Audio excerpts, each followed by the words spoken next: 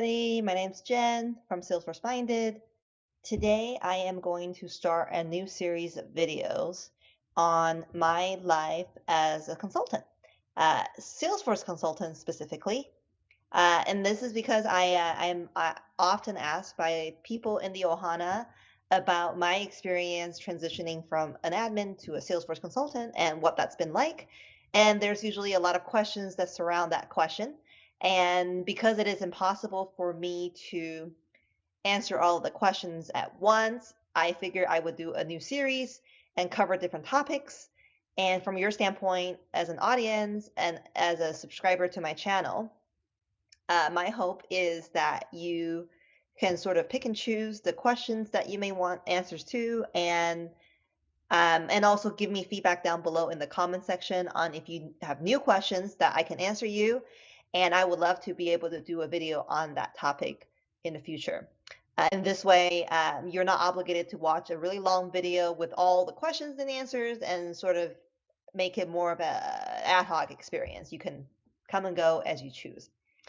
And keep in mind, I've been consulting for a little under 5 years, and I've only worked at 2 different companies. So my experience as a consultant and as an architect may be very different than somebody else's. And of course, I can only speak on my own experience and not make a general statement about how consulting is. So please keep that in mind as you watch my videos. And yes, please tell me how you like the content or if you'd like to see different content down below, and I would love to be able to film one in the future. And if you want to know what my first topic is going to be, then please keep on watching. So the first question that's often asked of me is, hey, what is the difference between being an admin versus being a consultant? Can you please tell me? And that is a loaded question because there are so many differences that I can speak of.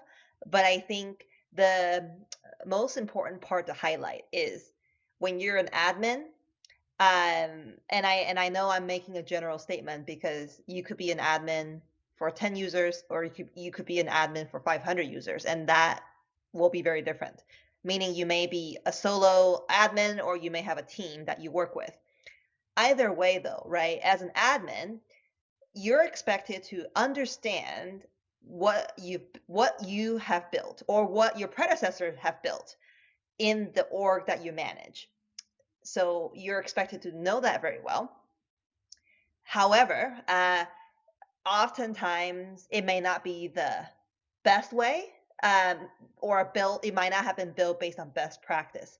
So you may not be asked to give recommendations on what is best practice, but based on what has already been built and to extend upon what's been built already, unless you're going through a complete transformation, which is a different story. But on a day-to-day basis, you're expected to just keep the boat going, keep the train running, versus when you're a consultant, when the client brings you in, it could be a brand new implementation, or it could be um, um, they're trying to do some sort of transformation, right? Meaning they've bought licenses for the first time ever, they didn't have CRM before, or they already have Salesforce, but now they're trying to do something different.